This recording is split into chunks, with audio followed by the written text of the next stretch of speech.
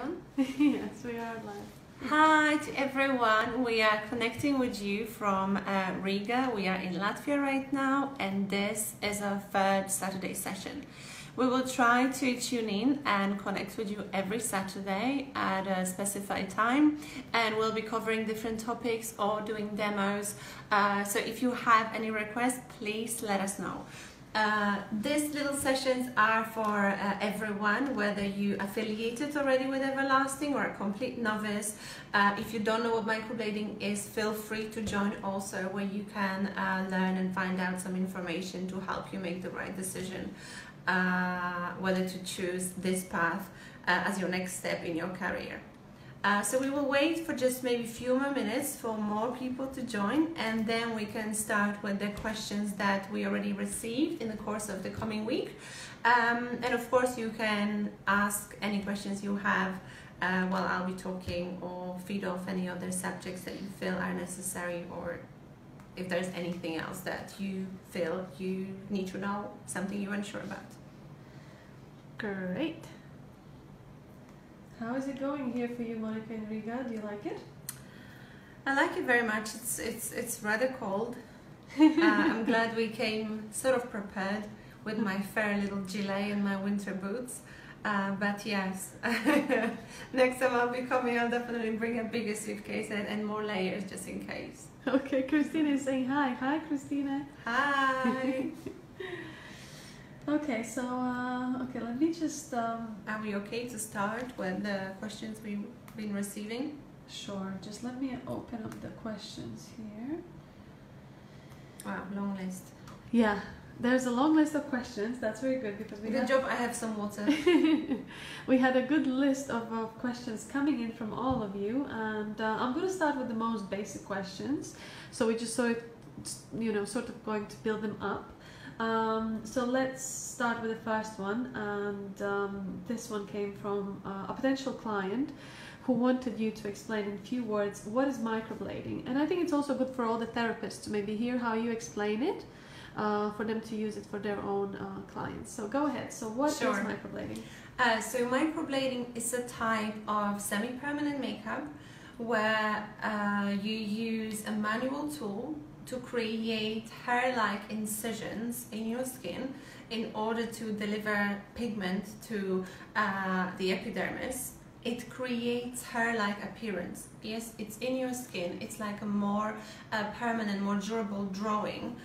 It's a great alternative for makeup, perfect for people who are allergic to standard makeup, great for anyone really willing to enhance their look, yet keep it still very natural and ultra realistic looking. Fantastic. Okay, but how long does it last? Well, it will last anything between 12 to 18 months. You can of course prolong the look of your eyebrows with regular touch-ups.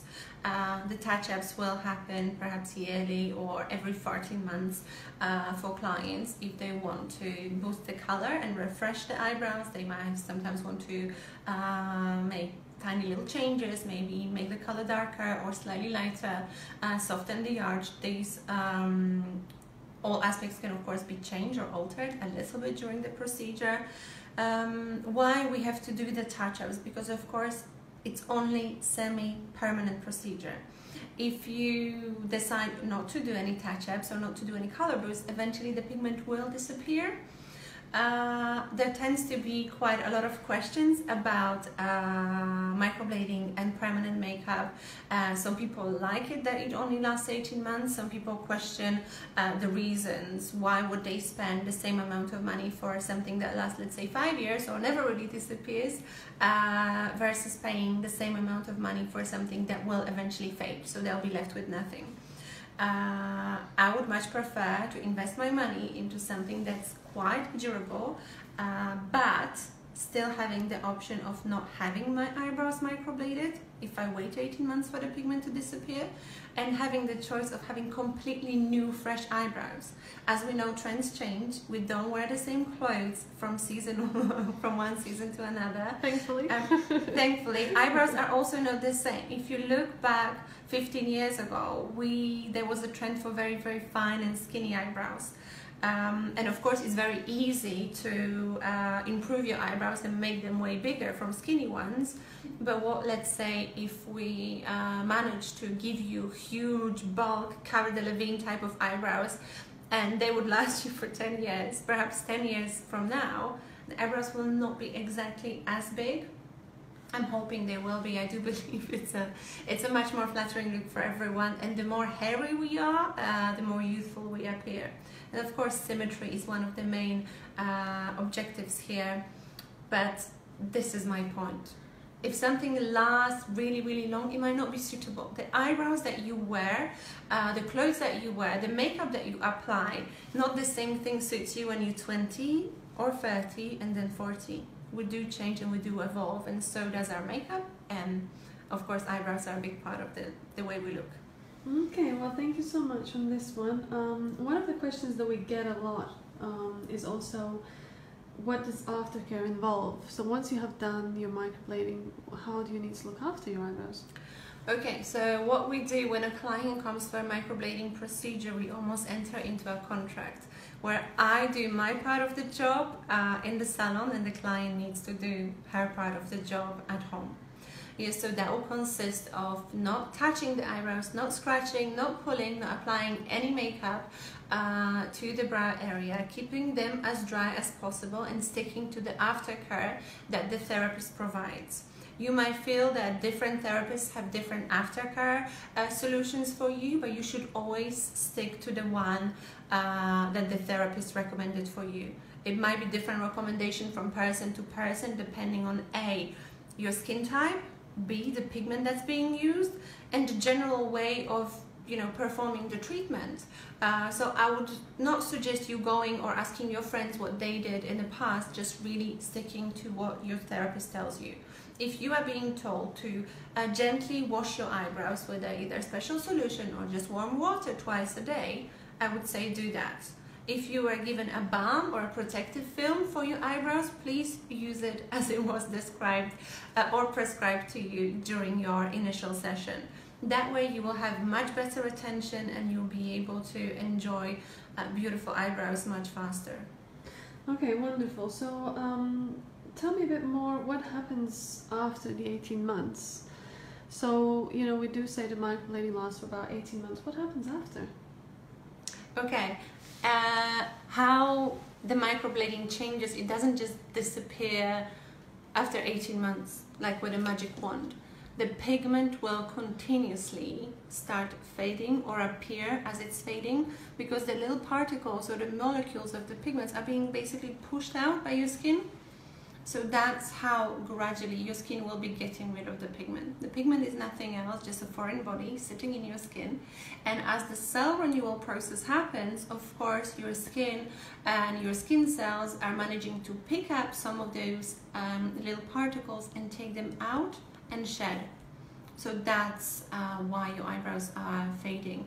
It's not from sun exposure, it's not from anything else, it's from the cell renewal process.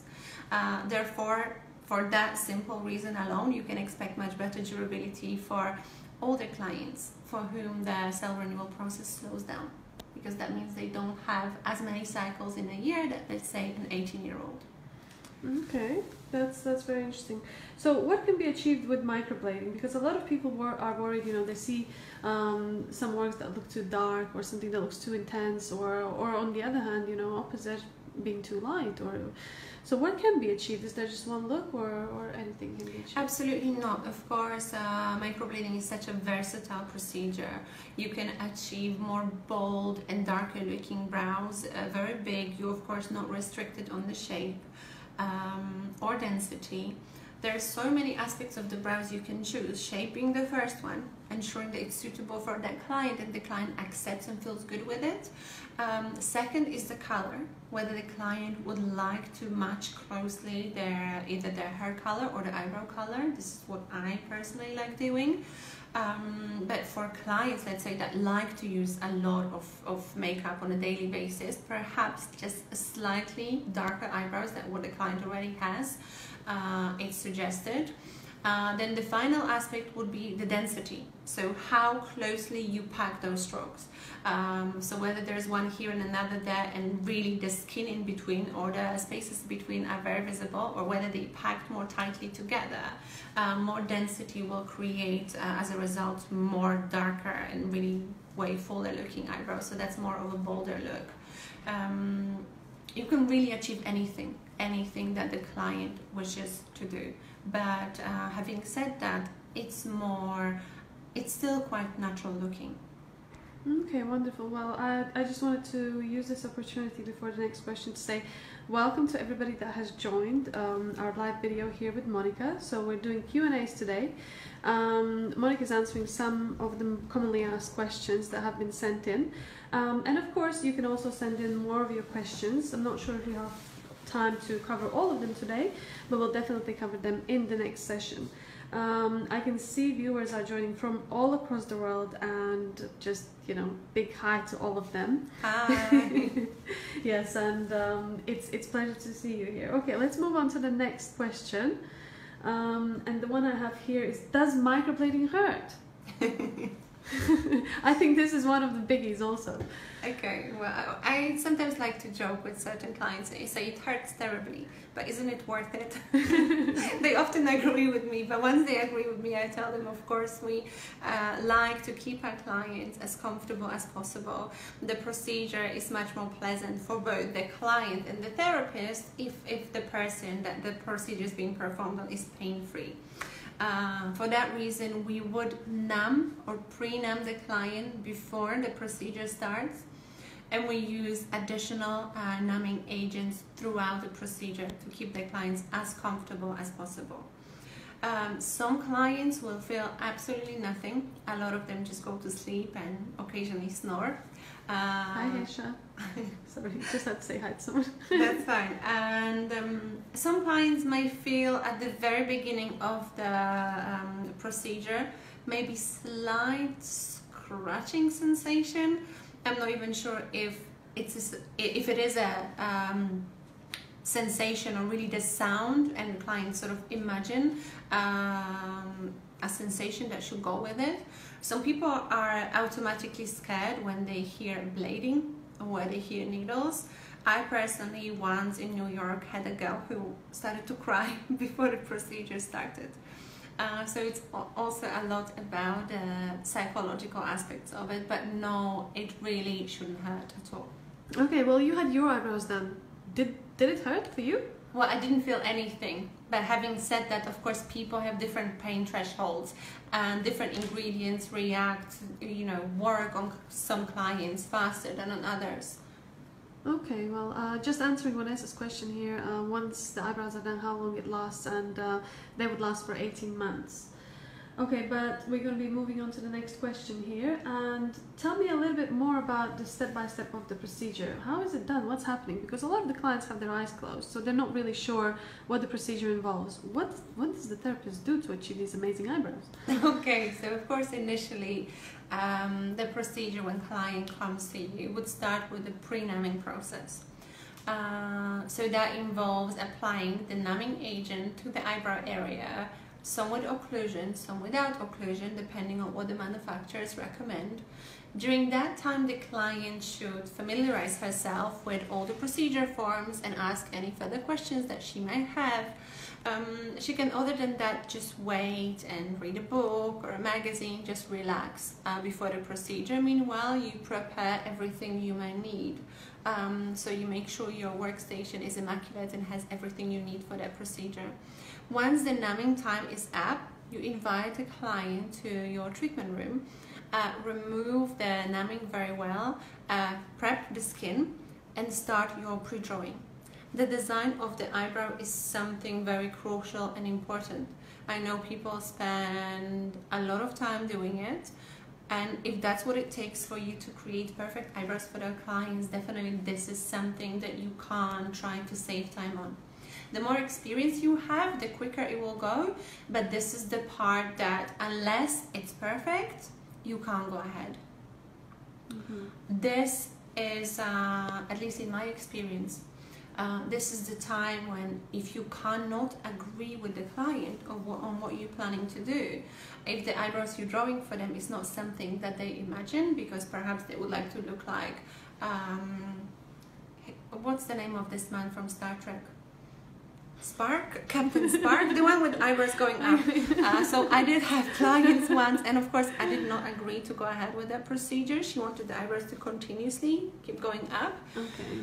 So that's not something that you could agree So it's with. at this point that you might need to refuse, because this is not something that will be aesthetically pleasing, nor you want anyone walking around like that advertising your services. I'm sure you would lose all the clients or the potential clients you might want to have.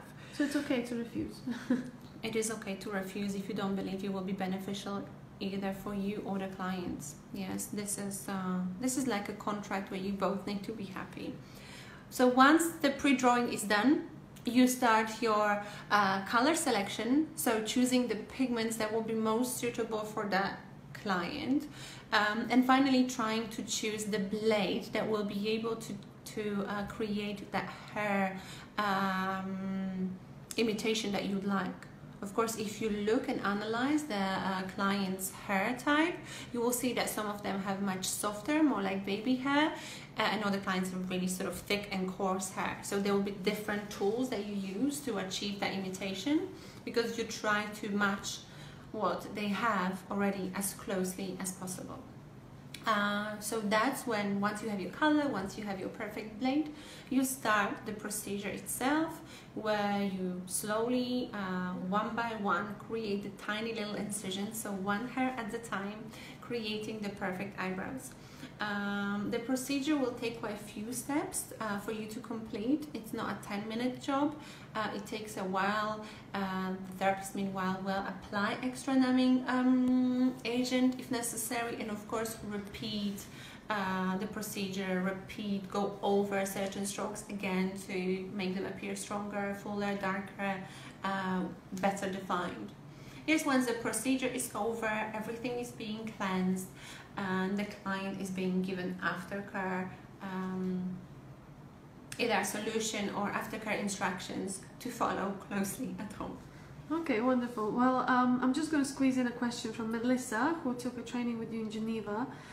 She would like to know, is it possible to learn microblading for eyeliner? Yes, absolutely, it is. We do teach eyeliner courses for people that have at least 6 months of experience and feel confident doing eyebrows already.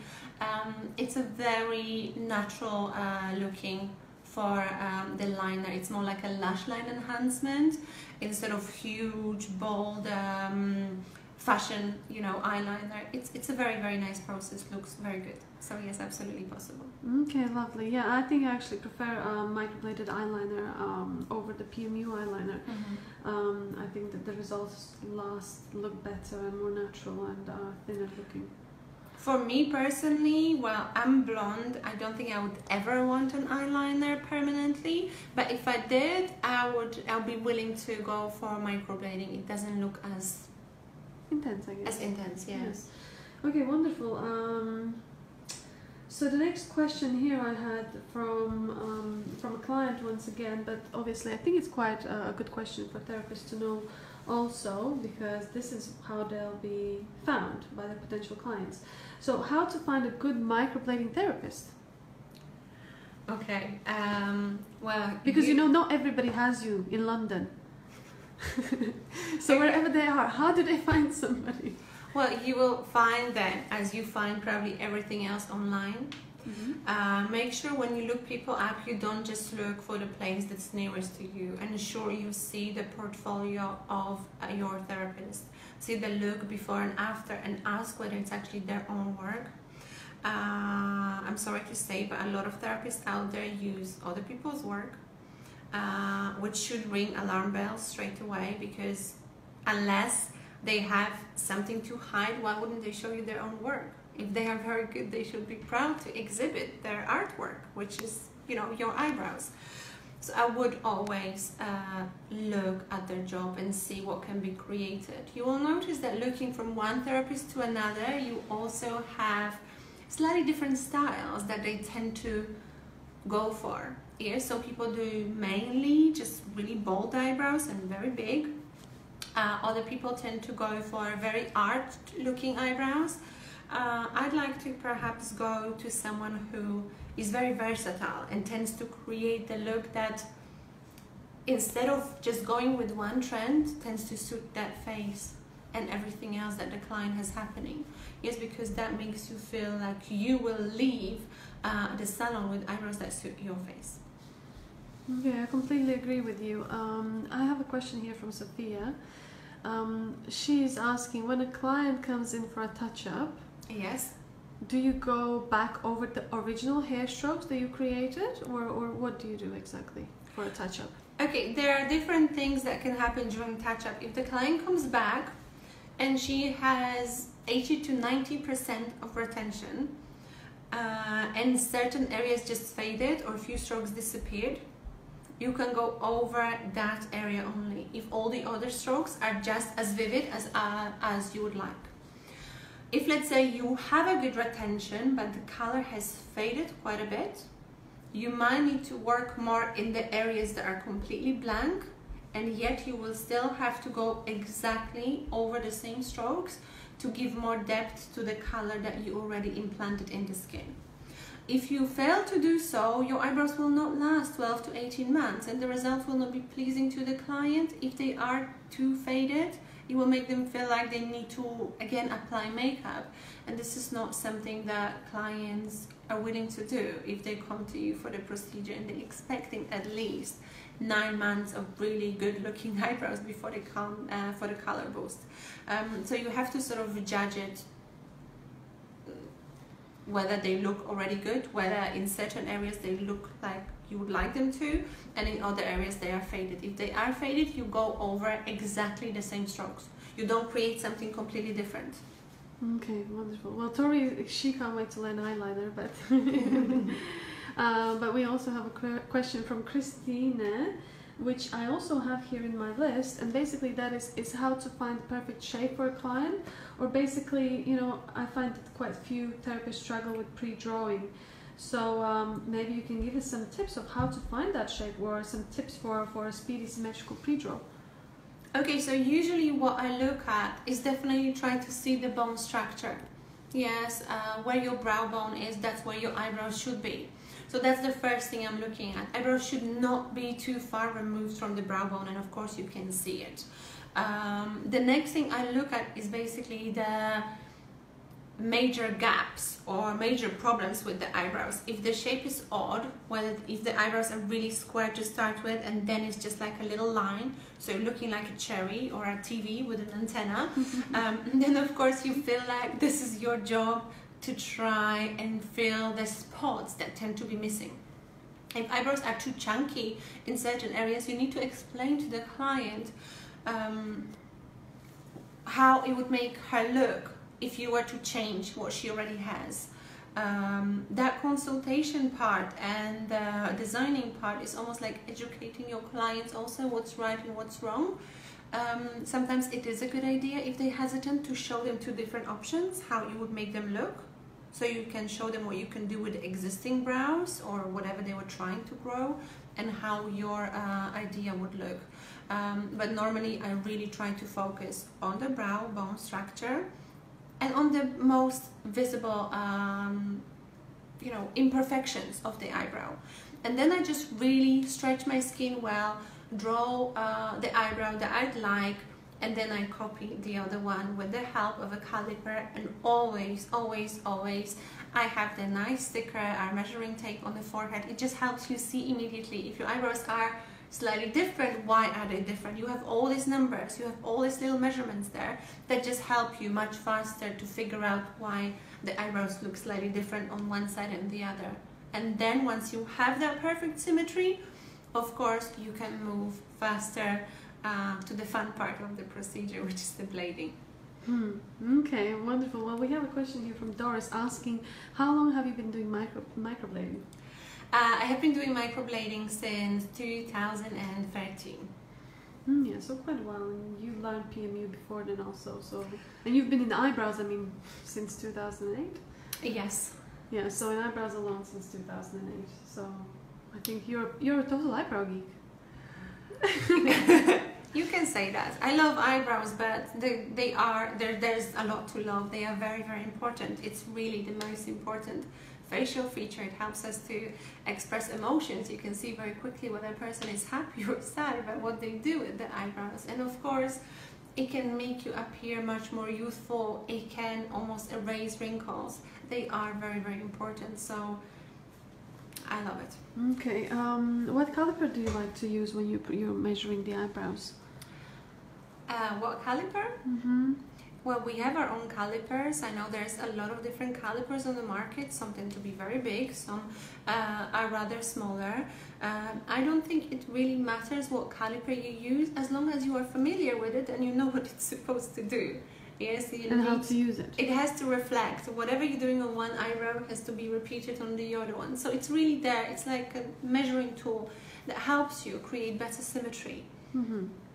Okay, well, since the question came in from Maria, and I also have it on my list, basically it is, what pigments do you use? And here on my list I have your top everlasting pigment colors and why, and how you can mix them. So I think we're going to jump over to that question. So tell me a bit more about what pigments do you use and which are your favorite? Okay, of course I use our own range everlasting pigments that have been created especially for us. This is something that I believe works really well and helps the eyebrows stay more neutral and very close to what you see in the bottle, so preventing a lot of corrective work. So how is it so? Why do they stay close to that? Close to the actual color in the bottle? Because the formula has been manufactured to make the biggest and the most stable particle in the pigment is neutral, is yellow. Therefore, all the other particles will start to disappear faster, and eventually the color will fade. They tend to disappear, the warmer tones and the cooler tones tend to disappear at the same time, therefore not swaying in one direction or the other one. Okay. Yeah, okay, so what are your favorite everlasting colors? Well, I use a lot of Naomi for the really dark lines, very intense. It's like a black-brown color. I use Rihanna for very dark, but yet with a reddish tone. It's much more warmer. I tend to use it for people that perhaps had previously PMU done and it just looks too cool. I see these two colors fly out of the shop. Yes. Kim is another color that's a nice dark brown, but yet without that intensity. Yes, so Kim I can use a lot on its own for a lot of brunettes. I tend to mix Tamara and Kim quite a lot to create lighter tones, as they both quite neutral, so I can mix them very well, just creating lighter tones of almost the same color. I also use Nicole a lot to mix, and then I use either Lindsay or Selma. It's like medium brown with more caramely tones, so for people that have a little bit warmer hair, so not too cool. And of course you can mix the colors as freely as you would like. If there is one color in the range that you feel it's perhaps too dark or maybe just a little bit too cool, you can always add a drop of another color that you know it's a little bit warmer. Just mix it well, test it and see if it works for you. You can of course mix completely opposite colors. Like you could mix something very warm and something very cold and still create a very nice brown. If you ever want to feel like a manufacturer, like you're creating your own custom colors, feel free to mix Ashley and Giselle. These are two completely opposite colors that are often used for corrective work as well, but yet mixed together you can achieve so many different types of brown. So go ahead if you feel experimental. Well, I know you had microblading done for yourself, and that's one of the questions here, once again from Maria. What color do you have in your eyebrows? I have Tamara. You can't maybe see it very well because I am overdue for my touch-up. But then, of course, well, I'm always the last person to be pleased in the company. As there are always other priorities, and of course client come first and student come first and all the other engagements that we have. So my eyebrows are not the first thing on the priority list, but yes, I definitely love it. My eyebrows naturally are pretty good, but yet when I have microblading, I feel like there's just this extra definition to my eyebrows and it makes me feel better. Okay, wonderful. Okay, let's move on to next question on my list, and it is how to find a good quality microblading education. What do people need to look out for? I would also look if I was looking for education, I try to find the therapist that would teach me, look at their work and see what they are capable of creating, because essentially this is the person that will try to share their knowledge with you. So if they have a good experience, if they are capable of creating good results, then you have better chances of learning well. Another thing is try to look at the products, the brands that they use, whether it's good quality products, whether it's something that excites you, something that you'll be willing to work with in the future. What else do you look for? Look for reviews, because other students will tell you whether they learned a lot. I guess also the duration of the course will tell you a lot. I've learned about some courses that take only 5 hours. I think it just says it all. I'm sorry, I don't know what you can learn there. I would never go through a therapist who went to a 5-hour class and started to work on clients with no previous or further education. And quite frankly, these people, if they think they're good, it's completely ignorant. It's important for you to learn from a good company and continue to learn. Continuous learning is something that will make you better, more confident, more knowledgeable, and it will translate to better results on your clients, and your profile will grow as a result of it. Yeah, I can just see by the way that you speak that obviously education is a big part for you. It's very important for you. I can see that little passion. I think it touches certain nerves. It is, because without a good basis, without a good ground education, how can you be good? Practice is a huge part of your work, and that you have to put the hours in and do it. But if you don't get the basics from someone, how do you know in which direction to go? If you have no guidance, if everything is good and you are just being told for the 5 hours, yes, you're brilliant, you are so gorgeous, I love your nails, where did you buy your dress? Yes, you can go home now, here's your certificate. I don't care that you don't know how to do eyebrows, but yeah, you are a great girl. I completely agree, but I mean, people of course can have training done with yourself in London or in some of the countries across the world, and you have instructors that are set up in some Absolutely. of the cities. And all our instructors are quite strict, but they're not strict because they're nasty in their nature. It's we believe we have to show you the standards, yes, and help you get to that level where you'll be able to succeed. Otherwise, there's no point entering this highly competitive industry. It's of course very rewarding, but you need to be good to enjoy it. Okay, well now going back a little bit to the pigments, I have a question here from Christina, is when do you use Ashley and Giselle from Everlasting range? Okay, so Ashley is the cloudy ash color. It's like really grey looking. You can use it on its own for clients that have a sort of mixture of black and greyish hair already, so older clients. It's a very nice color for in between. But you can also use it either adding to another pigment in the range to make it cooler, or to try and correct eyebrows that have healed too warm. So something that looks red. Mm-hmm. Of course, whenever you try to neutralize the color and bring it back to what it used to be in the past, you need to use the opposite color. Something that the color is already deprived of. Something that disappeared. You need to reintroduce the particles, the colors that have disappeared.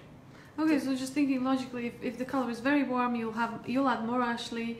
Yeah, or if it's slightly warm and you want to add just a little bit of coolness, then you mix in Ashley with another brown color.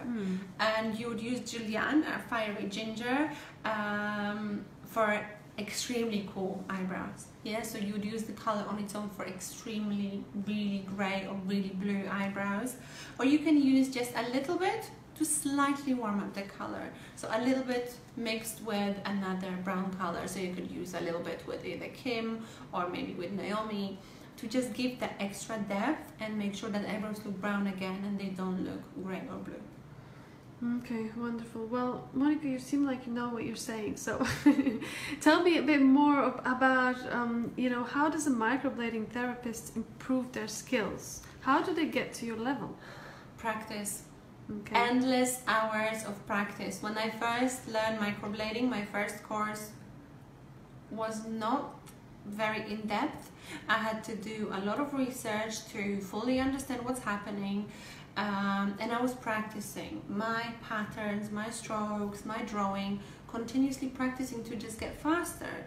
And even if you don't have clients, before you start having clients, before you feel confident enough to do it, I just went through so many fake skins.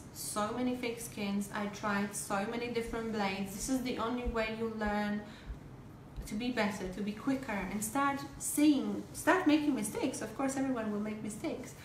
It's the job of making the mistakes, but realizing them yourselves and planning how you can fix it. So you would make a set of eyebrows, see that they're not perfect, and you think, okay, I see it, it's here. It's the bridge, the transition point. It's not so smooth, I need to try again. And then you try again until you learn, and your hand sort of learns to respond and starts doing what you want to do. Yes, the beginnings are hard because often you either can do just one eyebrow very good. So some people tend to do the left brow, some people tend to do the right eyebrow okay. And I always joke to say they need to partner up. So one person will be doing one eyebrow and the other one.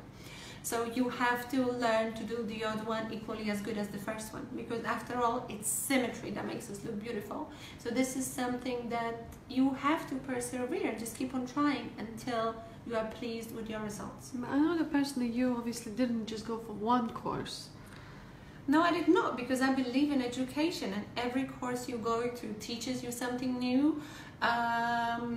Even if it doesn't teach you something new, it teaches you to maybe question your abilities, makes you feel like there's still so many things you don't know, and perhaps you still didn't learn that from that particular training. You go on to another one, or you do a little bit of your own research, and you just practice.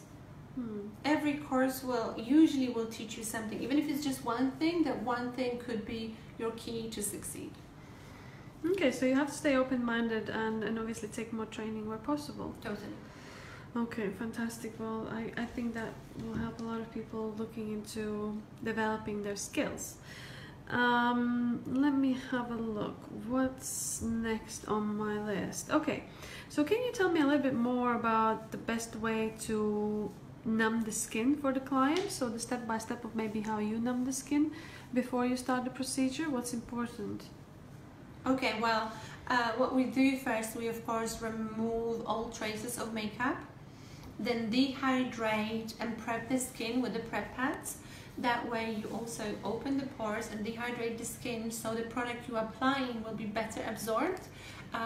With the product that we use right now, Zensa Anesthetic, we recommend applying it to the eyebrow and also around the eyebrow in a thicker layer, so about 2-3 millimeters, where you can actually see that white cream. And occlusion is also recommended. So if you can put a little film over the eyebrows, that will keep the skin warmer, it will penetrate even faster and deeper, so creating more numb effect for the client. Okay, what is okay, I got it. Okay, well, Cheryl is just saying hi, and thank you so much for answering questions that she has had in her mind. So great, thanks for doing this session. Okay, let me have a look at the next question that I have here. The list is so long. Yeah, but we're about halfway through the list. But of course, I mean, all the viewers right there right now, you can ask us a bit more questions, and I try to squeeze them in between. Okay, so that you answered. Okay, so what in your opinion is single most important procedure item that you just cannot compromise on? Okay, well, there isn't one. I can't name just one. There will be two. Okay. Because one without the other one doesn't make sense. You need really good quality blades. So that's number one. Without it, you can't create even smooth, fine incisions to deliver the pigment to the layers you need them delivered. And second is the pigment, because even if you have super sharp blades that do the job for you and poor quality pigment, you are suffering.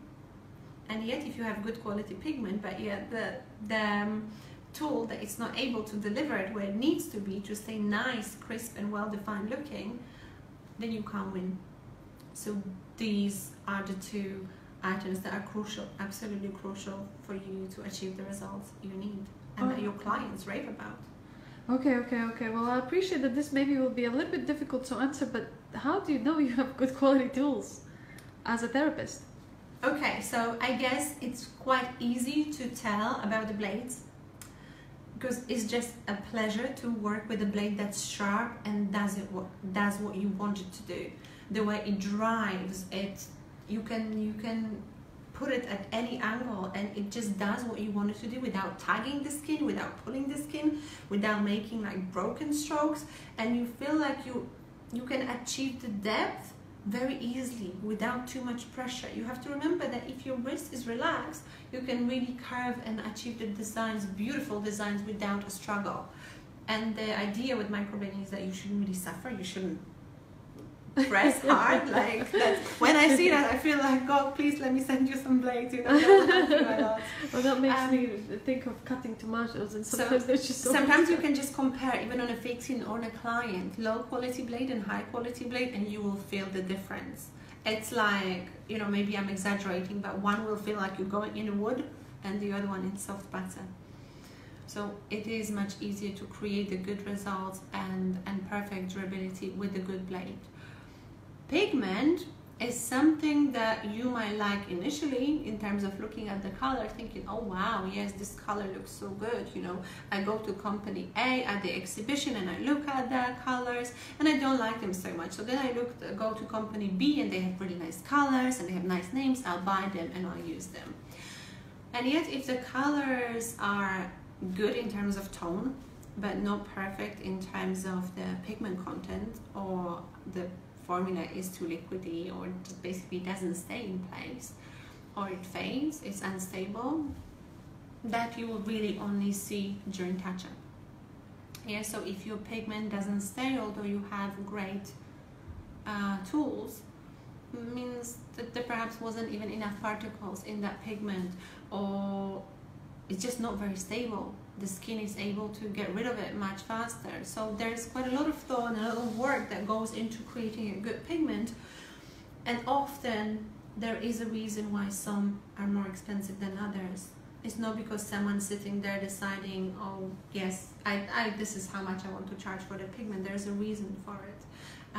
If a pigment is expensive, it usually means it's much more safe. There's none or very little impurities, and they're just very packed with pigment, so your durability will be better. Okay, gotcha. Just quickly answering Sarah's question of how long do you occlude iron skin when numbing, and that is about half an hour, right? Yes, minimum 20 minutes, but I like to have half an hour as a standard, yes. Okay, lovely. So you just said that sometimes possibly the strokes will not turn out the way the therapist has intended. It could be because of the pigment, the particle and so on. But during the procedure, and when a therapist is working, how can they already know that possibly this will not be their best lasting job? Well, if you are microblading and you see that some of the strokes appear nice and vivid and are dark enough, with like filled with color, and others are not, that either means you didn't go deep enough in those areas that just don't contain any pigment, or you need to deliver more pigment to the area I always recommend stretching well. This is so crucial. You often forget about it or you feel it's not so important. This stretch is crucial here. If you stretch well, you will ensure that you're delivering the pigment to where it needs to be, and the blading is also much easier. So if you see that some of your eyebrows are not, some of your strokes are not staying very well when you're wiping the pigment away during the procedure, you need to repeat them. You need to very slowly repeat over the same area to deliver more pigment and perhaps just go a little bit deeper. When you stretch the skin, you should see like a slight opening. When the skin, as you stretch it, it opens. If it doesn't open, you only scratched it without creating the incision that you need. Okay, so then that means the pigment isn't deep enough, yeah. Okay, and they will not last. Mm-hmm.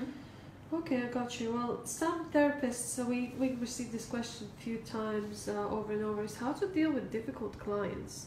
So basically somebody that probably asks you to pre-draw the eyebrows for, you know, 10th and 15th time and they're still not happy, or maybe clients that are difficult during the procedure with discomfort. How do you deal with them? Well, yes, we tend to hear more from people suffering from difficult clients, and I see there's a rule there that applies. Usually the less experience you have, the more difficult clients you tend to receive for some reason. And this could be purely because you're suffering from the lack of confidence and you still don't know how to speak to your clients. Of course, not every client coming is super happy for just you to do what you feel is best. You need to communicate with them and you need to educate them often. So if my client comes and tells me, oh, I want eyebrows, you know, like that, I say it's absolutely not something that we could or would do. I always explain to my clients that I never would do anything that I wouldn't like done to myself in return. You have some professional ethics and you've done so many treatments that I believe I know what will be suitable for that client, and if I absolutely don't agree with what they would like to achieve, well, I tell them that perhaps this is not the best place to be. There's perhaps plenty of other therapists that will be happy to take that client's money and just do what they ask for, but I don't think long term, or you know, even 2 days after the procedure, they will be happy with the outcome. So in a few cases you might need to turn clients down, but often it's just the case of really easing them into the procedure. Some of them are scared, they worry about the outcome, they worry about the possible pain, they worry about eyebrows looking too dark or too intense, because this is something that they keep seeing online. Sometimes the most difficult clients for me are the ones that fail to see that I'm not a magician. So if a client comes in with black eyebrows and wants me to do microblading that I did on alopecia client, where you see one stroke, then there's a little gap, and then there's another one, and you see the nice white and pale skin in between the strokes, I can't do that. And they basically want to look exactly like that. So I said, what is this in this picture that you like? And they respond, well, I like it that there is a hair and a skin. Hair and skin visible, hair and skin. Well, how can I do that? It's like drawing with black pencil on a black paper. Technically I can do it, but the results will not be visible. So these are perhaps the people that you struggle with. You can try to get through to them in a way of conversation and consultation. You can try to pre-draw what you would recommend for them, even just few different options. But some clients are maybe not worth the risk if you can't come to a compromise. Okay, so obviously somebody with such dark eyebrows would probably benefit from a removal first, to at least lighten it up. Yes. As much as possible. Lovely. Well, I have a question here from Gabriella, and she wanted to know, well, she actually has a bit of a troubleshooting question, and that is, I feel that sometimes when I use the 0.18 blades, it's splitting the skin, and I seem to be stretching it very well. Any suggestions and why that is happening?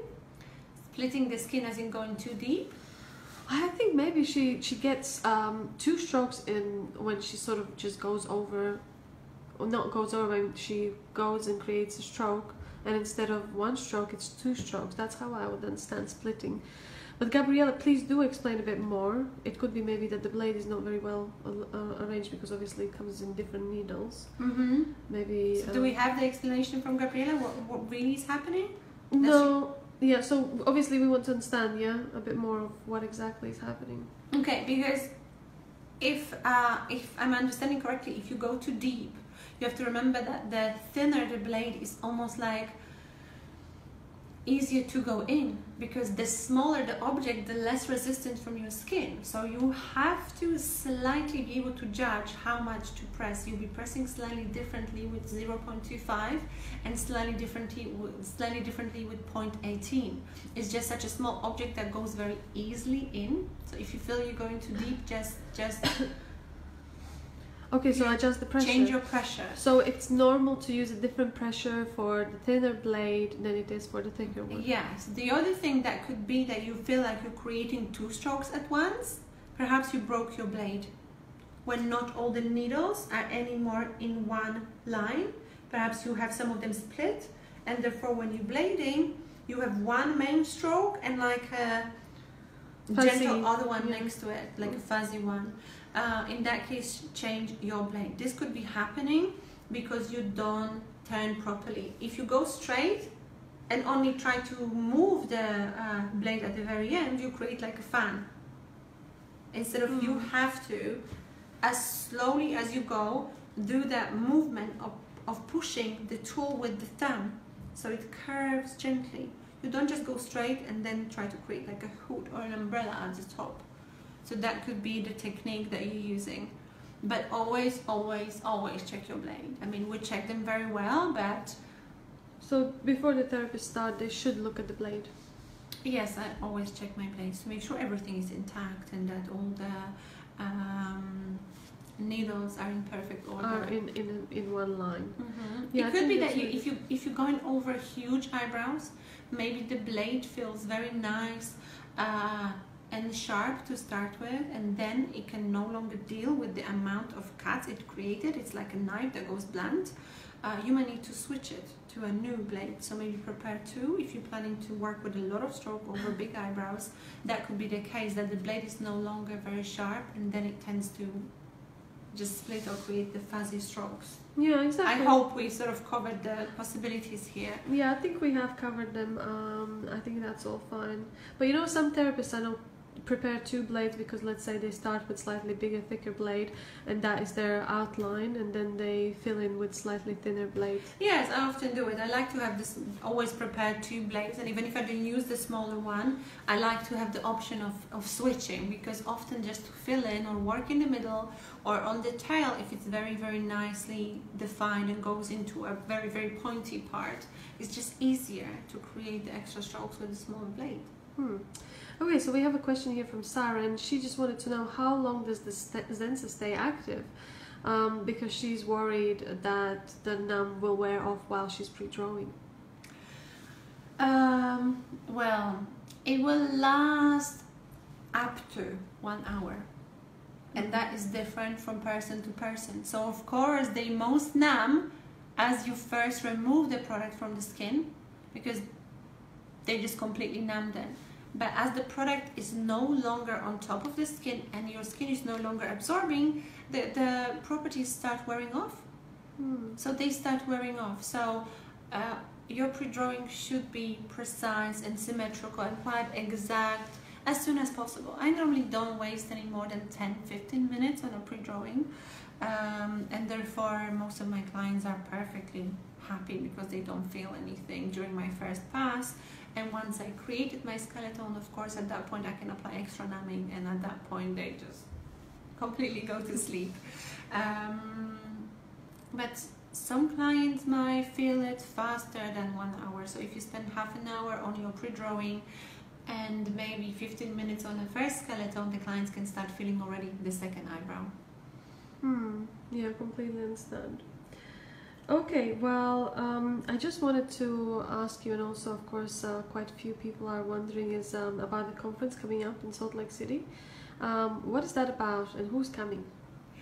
Okay, the conference is really about everything we believe in, about continuous learning, coming to meet the various different therapists, seeing the demonstrations of different techniques, having the chance to try it yourself and to see if this industry, if that particular technique or maybe that therapist is something that you would like to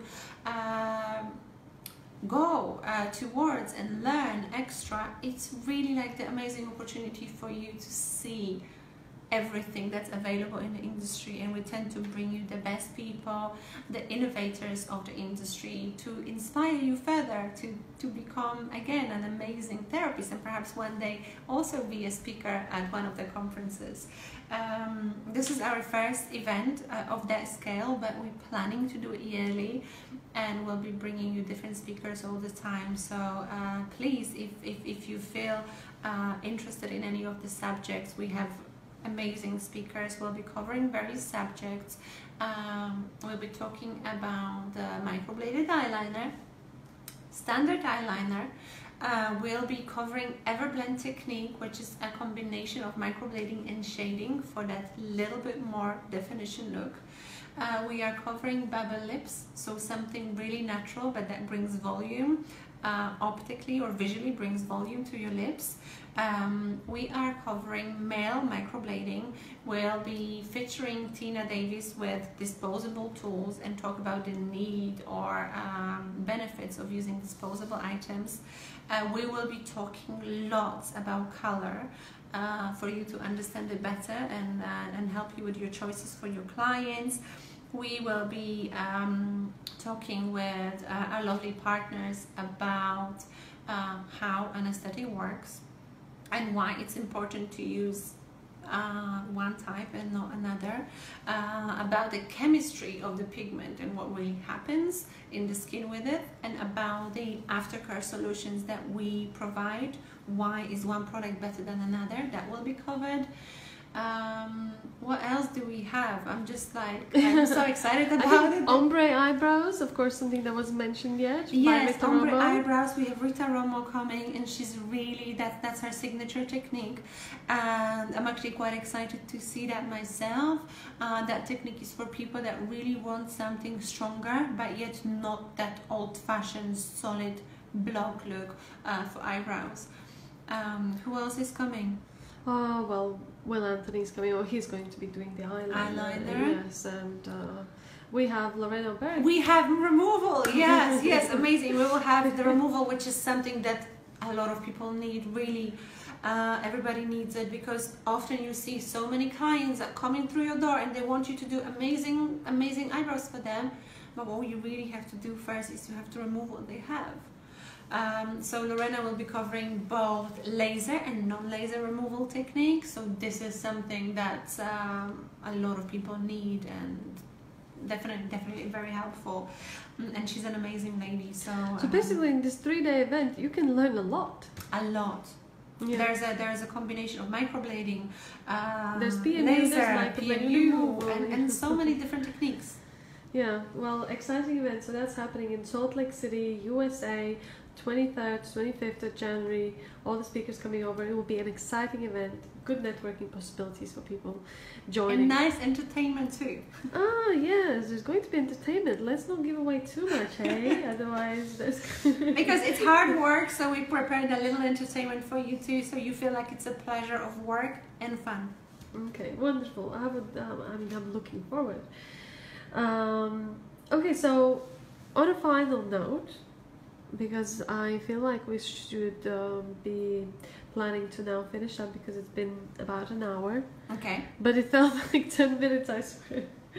Okay, so on a final note, what would be your words of encouragement for those starting off in microblading industry? I mean, sometimes I guess it may feel like you'll never get there. I mean, how do people keep going? How do they get to your level? Well, it's always a good idea to have someone you aspire to be like, and see and understand that they also had to go through the same journey you're experiencing, where you first become very tired from learning, then you get fed up because it's just not happening. You need to keep on persevering and believe that you will be able to get there with a little bit of, persistence and more hours put into practice. Oh, so it's not like you just take a course and you're immediately perfect. Oh, well, this is just completely ridiculous. When people come into my course and on day 3 they do good eyebrows, which I compliment them on, and I say, great job, you know, you just need to fix this a little bit, perhaps next time a slight change of color would be good, and maybe that wasn't exactly the perfect pattern, but the symmetry is there, the client's super happy, well done. They say to me, well, I'm not as good as you, and they unhappy with this. Well, I haven't been doing microblading for 3 days, so please believe me when I say that my first set of eyebrows also was not great. And the first training I attended was not very in-depth, covering everything I needed to know. So for me, because I'm very, very inquisitive, I need to know more, I need to learn more, I was just putting so many hours in. People were thinking I'm going crazy. Instead of watching a movie, I was until midnight, you know, blading the fake skin, trying various different things. So if you have passion for this industry, I believe you need to have passion, because it will take more hours for you to become good. It's not just the 3 days of training and then maybe additional 2 days of training for advanced techniques, and again maybe some workshops and conferences you attend. You need to practice. There's nobody that can just give you the knowledge and the skill. You need to practice. So the more passion you have for this industry, the easier it will be for you. And please remember that even if you come to the training course, people learn at different speed. So for some people it will be easier to do the pre-drawing, but the patterns will be quite hard for them to get to know, and others will maybe struggle and will take much longer for the pre-drawing because they're just hesitant, but yet the patterns will come more naturally. And yet a person who struggles with both will be the one who figures out the colors much faster. So it comes to you at different speeds, but you will get there if you practice. We continuously support you all the time, and with so many fantastic therapists out there that you can learn from, and different workshops and conferences, that should inspire you and keep you excited all the time. This is a very exciting industry. So please don't give up. Don't give up. Yeah, I think for that reason, obviously, with everlasting courses, what we have is the student resources that they go through before they actually enter the class. And then it's the actual class, and then it's the case studies, and then there's other opportunities like conferences. So what we're really promoting is for people to learn and never stop. Have you stopped? I never stopped. I never stopped. I always pick people's brains. I always try to learn something new, see something new, just find out why this is better, what's happening, where we're heading, in which direction. For me, this is a very, very exciting industry. I'm not a quitter. I always like to go forward, move forward, and just see what else is there to come. Yes. Well, I think if you haven't stopped, then somebody definitely with lesser experience should continue on and keep practicing and keep learning. Like, it will not stop, but that's the beautiful thing about it. You just keep moving forward. Well, this 1 hour has been great. I think we covered a wide range of questions that people have been sending in, and you can now continue sending those questions in for the coming week, because we'll be covering more next week, Saturday. And of course, anything you'd like to see, anything you are looking to see from a practical side, that we can also include in these sessions. So just send in and ask us. It has been a fun hour with all of you joining from all across the world. So don't be a quitter, keep practicing, and we will see you next week. Send us all requests, what you'd like to see, what you'd like to cover, and we'll prepare it for you. Okay, so hugs and kisses to all of you, and speak to you soon. Until then, good luck. Bye.